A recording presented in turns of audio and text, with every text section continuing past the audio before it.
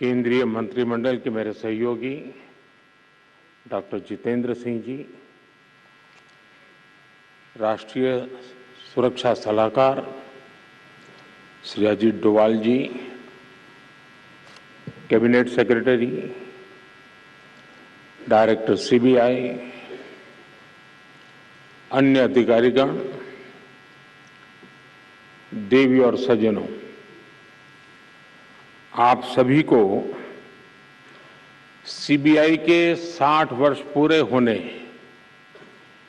हीरक जयंती के इस अवसर पर बहुत बहुत बधाई।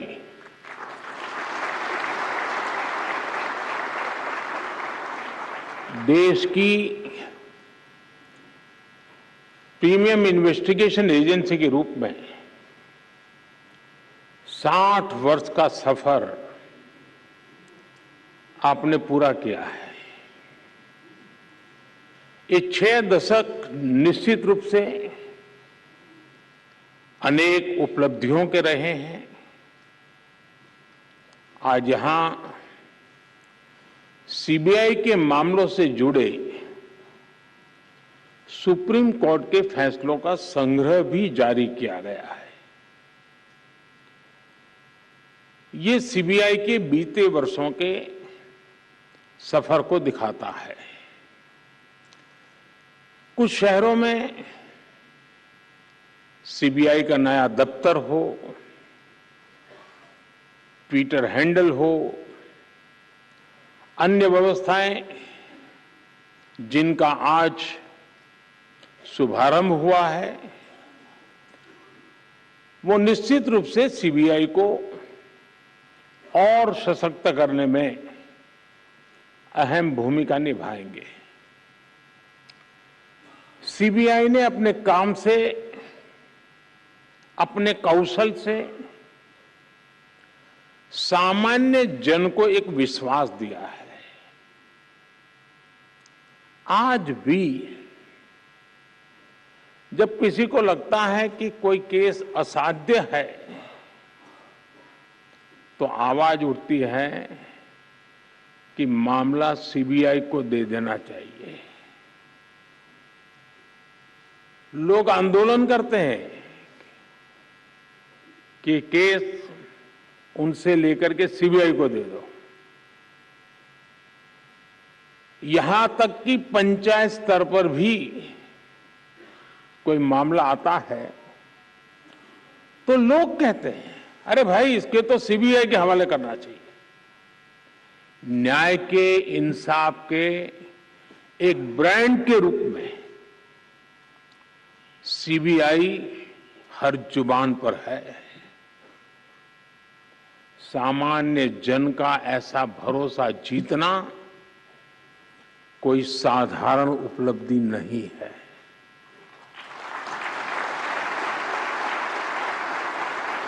और इसके लिए पिछले 60 वर्षों में जिन ने योगदान दिया है, इस संगठन में रहे सभी अधिकारी, सभी कर्मचारी बहुत बहुत बधाई के पात्र हैं। अभी यहां कई साथियों को उत्कृष्ट सेवा के लिए पुलिस मेडल से भी सम्मानित किया गया है। जिनका सम्मान करने का मुझे अवसर मिला है, जिनको सम्मान प्राप्त हुआ है, उनको, उनके परिवारजनों को मेरी तरफ से बहुत बहुत बधाई। साथियों, इस महत्वपूर्ण पड़ाव पर अतीत की उपलब्धियों के साथ ही आने वाले समय की, भविष्य की चुनौतियों पर मंथन भी उतना ही आवश्यक है। आपने जो चिंतन शिविर किया है, इसका उद्देश्य भी अपने आप को अपग्रेड करना, अपने आप को अपडेट करना और इसमें पुराने अनुभवों से सीख लेते हुए भविष्य के रास्ते निकालने हैं, निर्धारित करने हैं। ये भी ऐसे समय में हो रहा है जब देश ने अमृत काल की यात्रा का आरंभ किया है। कोटि कोटि भारतीयों ने आने वाले 25 सालों में भारत को विकसित बनाने का संकल्प लिया है और विकसित भारत का निर्माण प्रोफेशनल और एफिशिएंट इंस्टीट्यूशंस के बिना संभव नहीं है। और इसलिए सीबीआई पर बहुत बड़ी जिम्मेदारी है। साथियों, पिछले 6 दशकों में सीबीआई ने मल्टी डायमेंशनल और मल्टी डिसिप्लिनरी जांच एजेंसी के तौर पर अपनी पहचान बनाई है। आज सीबीआई का दायरा काफी बड़ा हो चुका है। बैंक फ्रॉड से लेकर वाइल्ड लाइफ से जुड़े अपराधों, यानी यहां से यहां तक, महानगर से लेकर के जंगल तक अब सीबीआई को दौड़ना पड़ रहा है। ऑर्गेनाइज क्राइम से लेकर साइबर क्राइम तक के मामले सीबीआई देख रही है। लेकिन मुख्य रूप से सीबीआई की जिम्मेदारी भ्रष्टाचार से देश को मुक्त करने की है। भ्रष्टाचार कोई सामान्य अपराध नहीं होता। भ्रष्टाचार गरीब से उसका हक छीनता है। भ्रष्टाचार अनेक अपराधों का सिलसिला शुरू करता है, अपराधों को जन्म देता है। भ्रष्टाचार लोकतंत्र और न्याय के रास्ते में सबसे बड़ा रोड़ा होता है। विशेष रूप से जब सरकारी तंत्र में भ्रष्टाचार हावी रहता है तो वो लोकतंत्र को फलने फूलने नहीं देता। जहां भ्रष्टाचार होता है वहां सबसे पहले युवाओं के सपने बलि चढ़ जाते हैं, युवाओं को उचित अवसर नहीं मिलते। वहां सिर्फ एक विशेष इकोसिस्टम ही फलता फूलता है।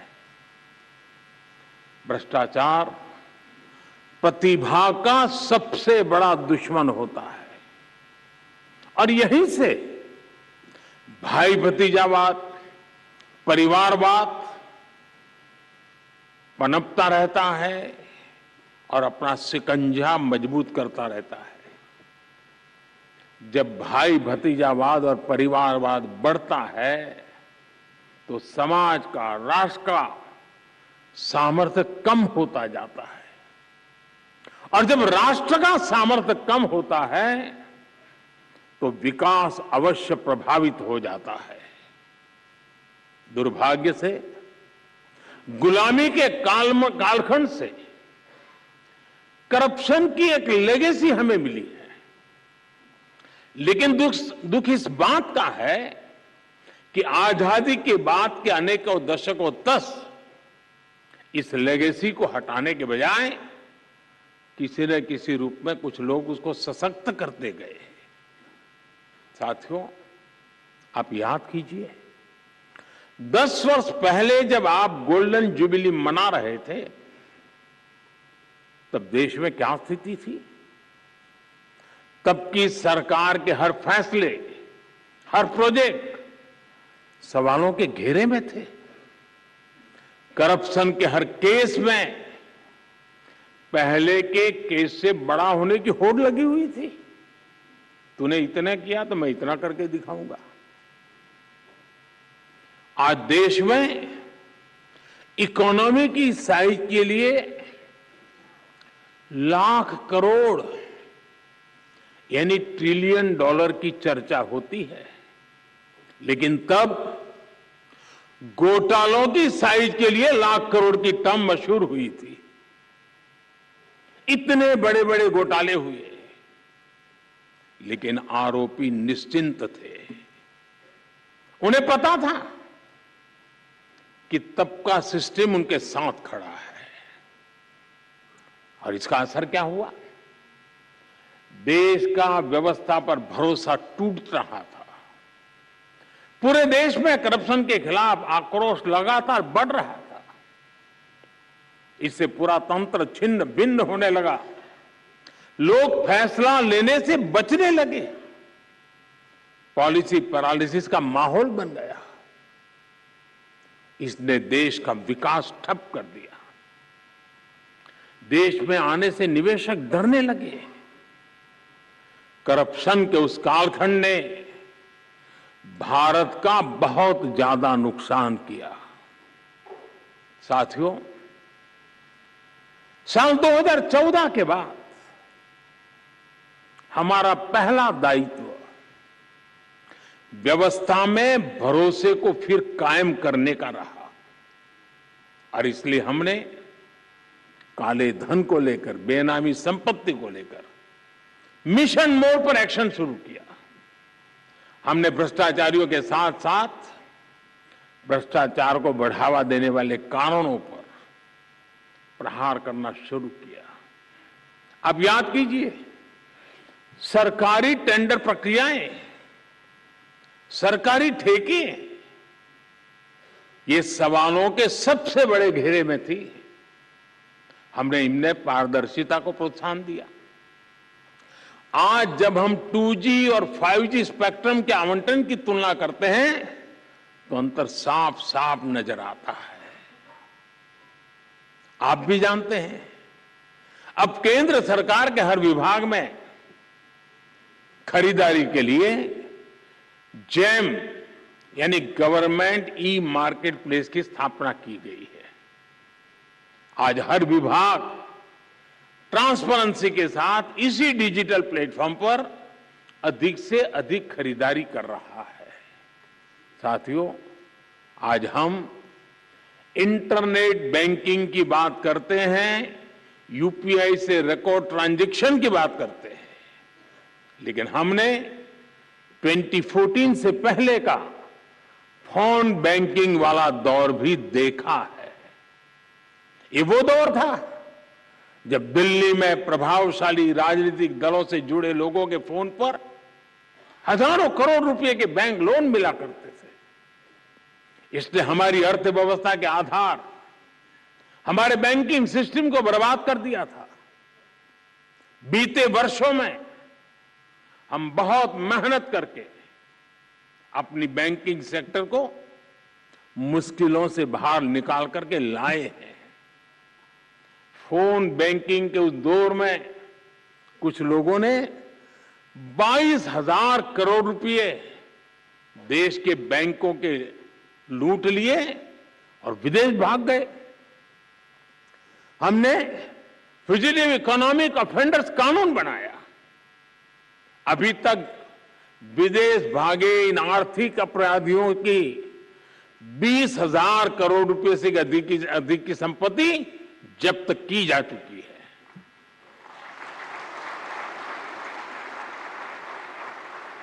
साथियों, भ्रष्टाचारियों ने देश का खजाना लूटने का एक और तरीका बना रखा था जो दशकों से चला आ रहा था।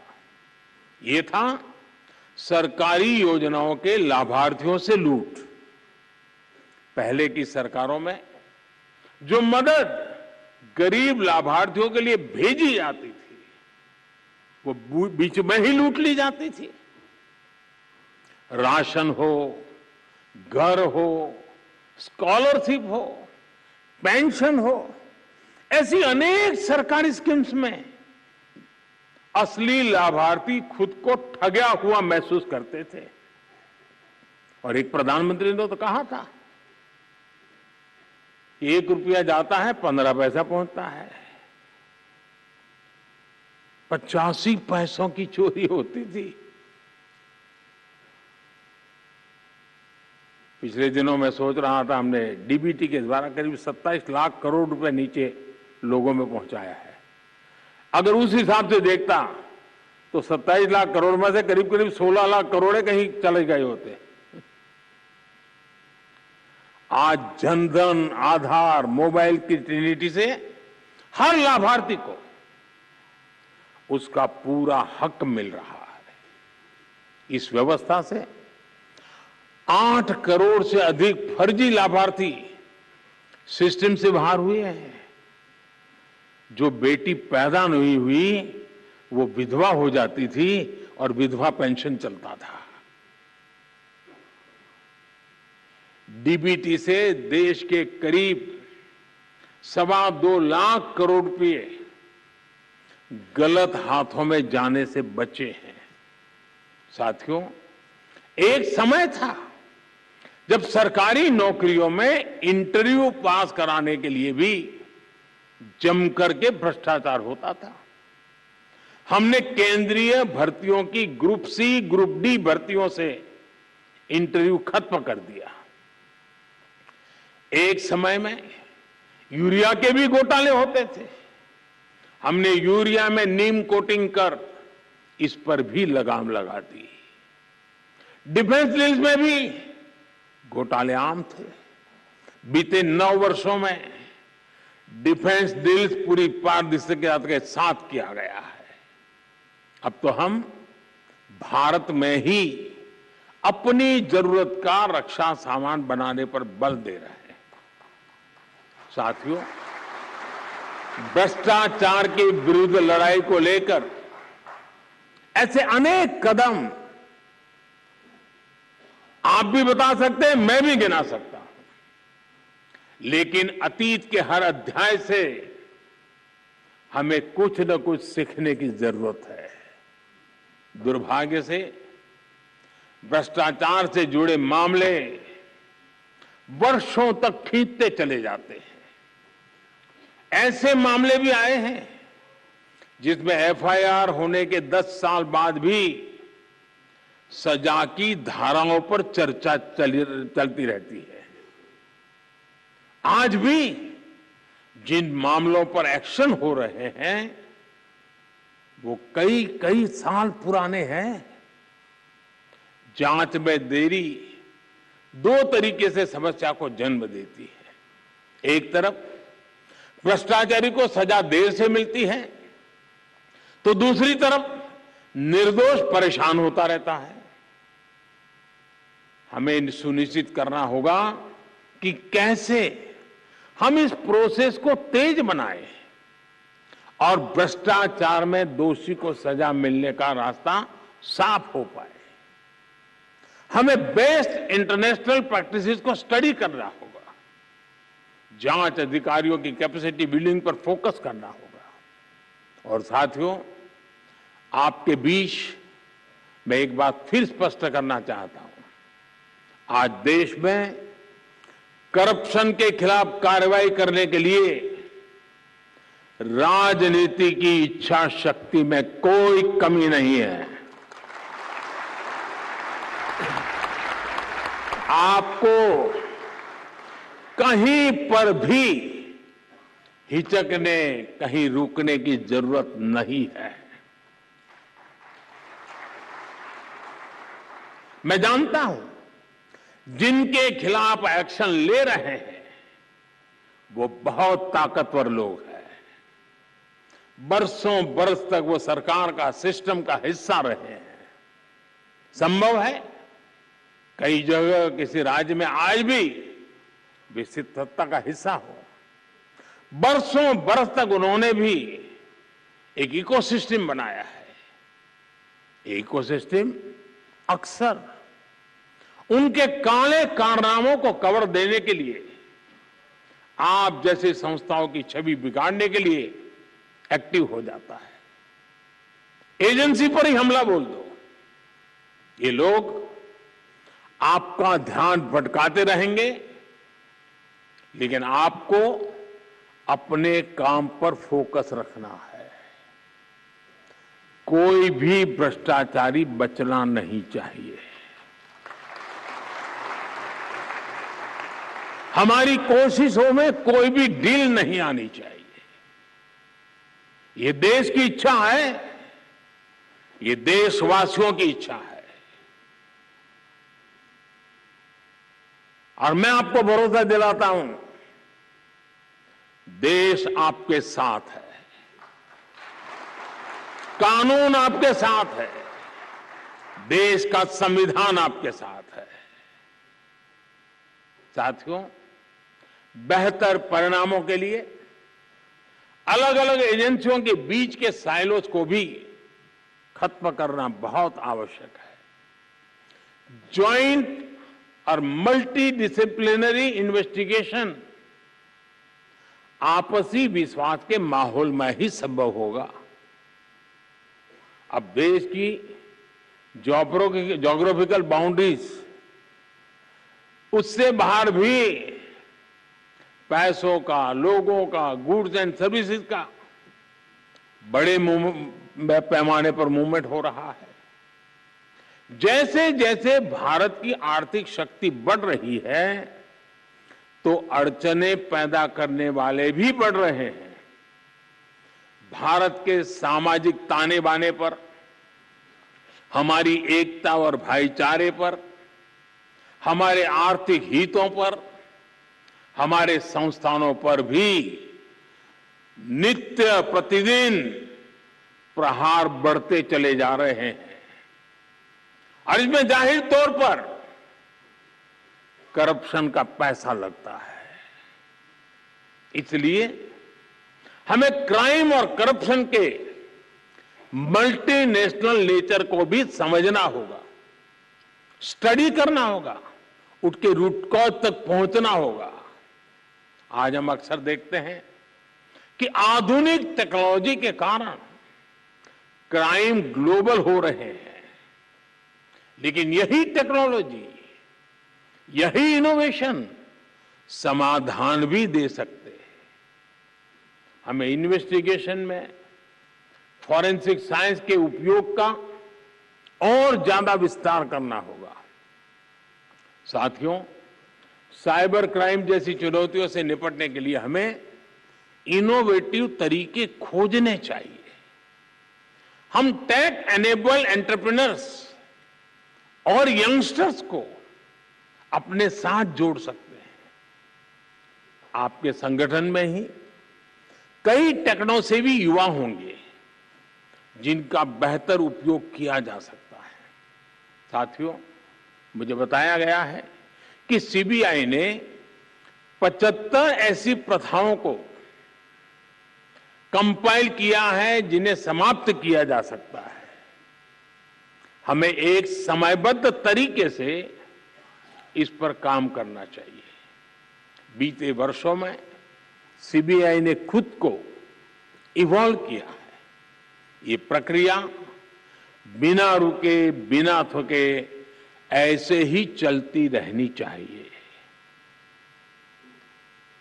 मुझे पूरा विश्वास है चिंतन शिविर एक नए आत्मविश्वास को जन्म देगी। ये चिंतन शिविर नए आयामों तक पहुंचने के रास्ते बनाएगी। ये चिंतन शिविर गंभीर से गंभीर, कठिन से कठिन समस्याओं को सुलझाने के तौर तरीके में आधुनिकता ले आएगी और हम ज्यादा प्रभावी होंगे, ज्यादा परिणामकारी होंगे और सामान्य नागरिक न बुरा करना चाहता है, न बुरा उसको पसंद है। हम उसके भरोसे आगे बढ़ना चाहते हैं जिसके दिल में सच्चाई जिंदा है और वो संख्या कोटि कोटि जनों की है, कोटि कोटि जनों की है। इतना बड़ा सामर्थ्य हमारे साथ खड़ा है तो हमारे विश्वास में कहीं कमी की गुंजाइश नहीं है। साथियों, इस हीरक महोत्सव के महत्वपूर्ण अवसर पर मैं आपको अनेक अनेक शुभकामनाएं देता हूं। आप अपने लिए 15 साल में क्या करेंगे, और अपने माध्यम से 2047 तक क्या अचीव करेंगे, ये 2 लक्ष्य तय कर करके आगे बढ़ना चाहिए। 15 साल इसलिए कि जब आप 75 के होंगे तब आप कितने सामर्थ्यवान, समर्पित, संकल्पवान होंगे। और जब देश 2047 में शताब्दी मनाता होगा तब इस देश की आशा अपेक्षाओं के अनुरूप आप किस ऊंचाई पर पहुंचे होंगे, वो दिन देश देखना चाहता है। मेरी आपको बहुत शुभकामनाएं। बहुत बहुत धन्यवाद।